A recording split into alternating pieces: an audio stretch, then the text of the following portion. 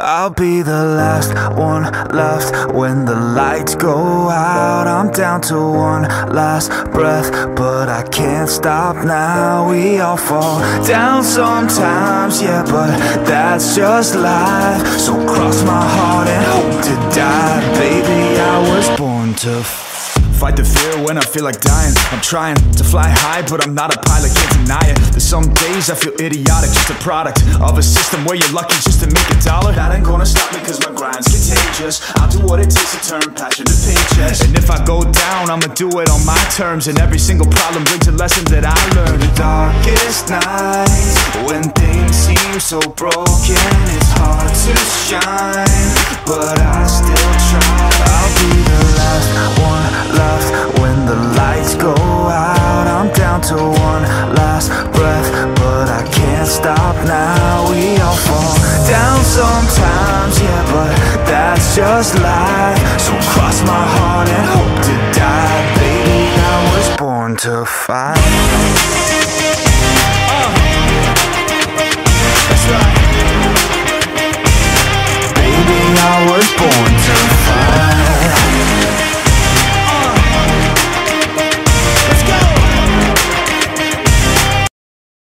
Zdravím všechny, ahoj děvčata, vítám vás u velký rozbalovačky.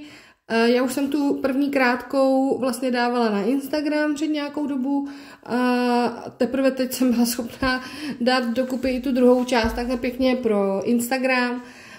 Vidíte, v té první části bylo vidět to klasické rozbalování, tady už jsem začala dávat věci na vzorníček. Snažím se vám vždycky ukázat tu konzistenci té barvy a sami můžete vidět dobře, jak se natírá, a to mám vlastně průhledný lízátka. Začínala jsem těma krásnýma gelakama. Vidíte, že jsem brala hlavně teda hodně barviček. Bylo to vlastně tohle, ještě jsou úlovky z veletrhu, který byl teda 20. tuším října, takže už je to nějakou dobu a chvilku mi to trvá, se omlouvám, ale nemám kapacity na to, aby to chodilo dřív. Nakonec, ale na druhou stranu nejsem vyloženě žádný profi influencer, takže co ke mně přijde, jak to stíhám, tak to stíhám, takže se omlouvám, rychlejš to asi hned tak nebude, možná až bude klukům 15, začnou si vodit domů slečny a na maminku budou prdět, znáte to. Ale zpátky teda tady k materiálu, já jsem se zbláznila do barviček tady při té objednávce hlavně, měla jsem tam teda nějaký stavební, to určitě, ale jak můžete vidět, jsou to hlavně barvy.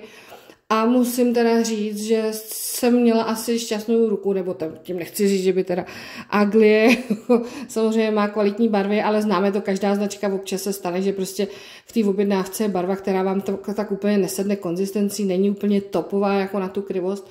Tak to se mi teda fakt tady nestalo a že se podívejte, že těch barev mám.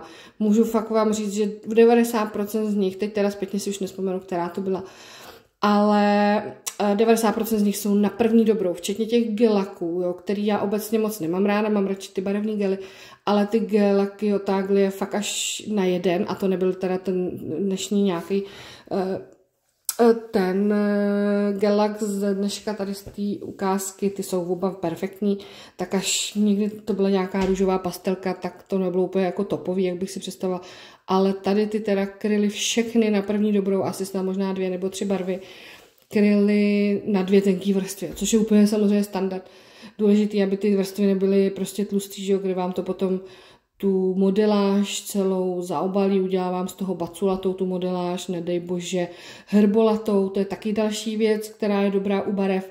Nejenom samozřejmě, aby dobře kryla, ale některý třeba dobře kryjou a strašně řádkujou, jsou tak přepigmentovaný a mají divnou takovou negelovou, až spíš jako pastovitou konzistenci, tak tady fakt ne, tady jsou nádherně všechny gelový, ty barvy vám i pomáhají krásně normálně se hezky roztečou, rozlejou a fakt mají nádherný odlesky. Další brala jsem, jak vidíte, i pár třpitivek. Tohle je taková jakoby obyč, svým způsobem normální glitter, nějaký silver, a vidíte, že je dobrý, hezký jak na samo barvu, tam teda by bylo potřeba dát nějaký 2 vrstvičky určitě, tak třeba i v tenoučký vrstvičce je na jakoukoliv barvičku jako zdobení.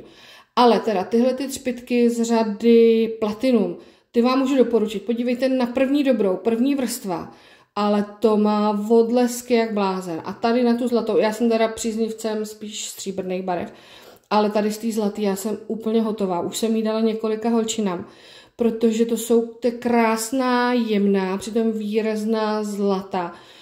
Škoda, že Aglie měla stříbrnou vyprodanou, na tu se chystám, doufám, že neskladněj.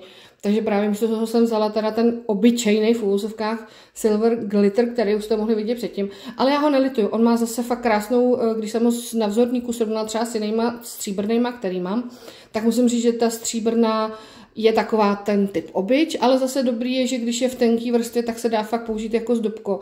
A má takový krásný, ale stříbřitý, jako bílo stříbřitý, fakt jak čerstvě padlej sníh odlesky. Takže zase není to prostě úplně standardní stříbrná, no. Ale myslím si, že až si koupím tady tu platinum, nějakou silver, kterou tam mají, tak to bude určitě zase bomba, protože tamhle vidíte dole, už jsem dělala tu gold, mám tam tu rose gold. A vlastně úplně na začátku jste mohli vidět i tu červenou. A tu prosím vás určitě budete potřebovat teď na Vánoce, protože prostě Vánoce, že jo, tak to je jasný. To je zelený, bílý, červený a zbytky všeho možného druhu, jo. A tady třeba, když mluvíme o té zelený, tohle je nádherná vánoční, krásná zelená barva bilionár. A na první dobrou. Tak, tady už jsem testovala štětec, detailer. Zkoušela jsem s ním i nějaký čmariky, za chviličku uvidíte, berte je prosím vás s rezervou, to bylo jenom na ukázku pro vás a samozřejmě i na sebe na odzkoušení. Vidíte, že se s ním na první dobrou dá krásně udělat, samozřejmě musíte mít dobrý, já jsem zkoušela, tamhle jsem vzala, koukám, jenom tu obyčejnou nějakou hezkou barvičku, tuším, to byla jedna z těch vínovek, krásných bordeaux. A těma, jak vidíte, když je barva dobře pigmentovaná, obzvláště ty gely, můžete s nima normálně jednoduchý malůvky úplně nádherně dělat. Tak tady jsem zkoušela nějaký rovný linie tenký, tady trošičku nějaký, dělám to všechno z patra, protože vás vůbec nepřemýšlím nad nějakým designem, jenom mi fakt šlo vyloženě o nanášení ty barvičky a vidíte, že ten štěteček je úplně nádherný. Jo. On má ty štětinky dlouhý, tušíme do někdy okolo těch 8-9 mm, což je úplně taková jako nejideálnější asi dílka pro super detailer. Mám měkčí chlup, takže určitě bych ho nedoporučovala na dotahování gelu, třeba při modeláži, ale na malování je určitě perfektní. A tady už jsou novinkový Gummy Base, nádherný efektovky, podívejte se, co to dělá. Zrovna jí mám na ruce a ještě jsem to ani nestihla vyfotit, nevím, jestli stihnu, protože ty moje pazourky přeci jenom nejsou úplně moc reprezentativní. Tady to samý ve fialkové verzi. No, jako něco pro nás straky, úplně nádherný, už je mám na vzorníku, holky mi je tam okukujou. A tyhle efektovky u mě docela taky jdou. A navíc hlavně zase, když už někdo nechce tak jako celou ten nehet, tak se dá použít i v tenký vrstvě normálně na barvu nebo jenom na modeláž.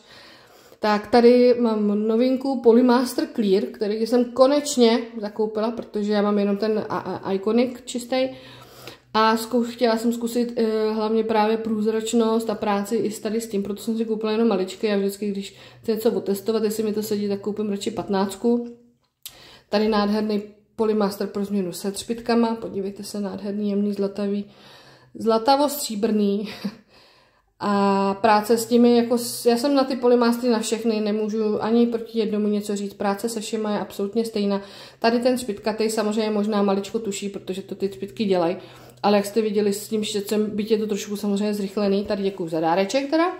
To jsem dostala dáreček o takhle a zpátky k tomu polymástru, jenom že opravdu se mi s nima nádherně pracuje se všema těma polymástrama a neteče to nikam, není to zbytečně moc měkký a je to boží.